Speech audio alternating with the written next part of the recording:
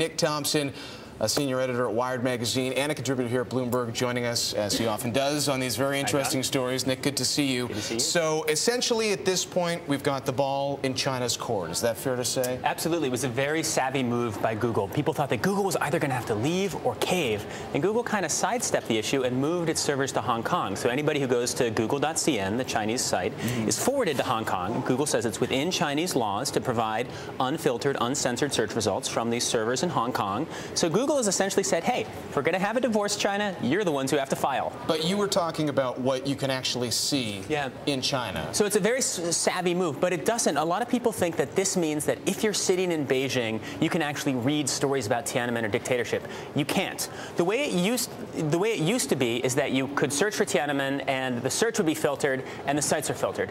Now the servers are based in Hong Kong. So the search is unfiltered. You search for Tiananmen, all these things will pop up, but the sites are still blocked. You can't get to them, so you can't read them. So it doesn't mean that if you're in China, you can actually read all those blocked sites. It just means that you can kind of see a list of them. Right.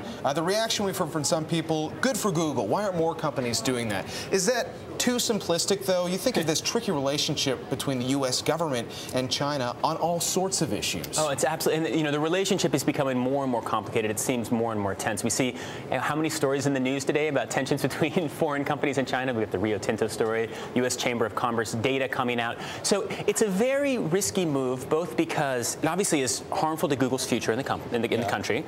Google is willing to take a risk, but most companies aren't willing to take a risk.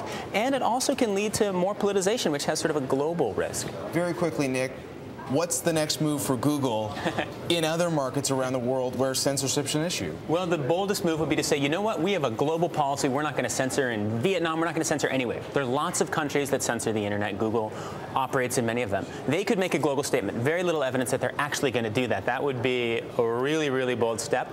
But it would actually be consistent with what they've just done. I asked Google last night whether they're going to do that. They said no comment. All right, Nick, thanks for keeping us up to speed.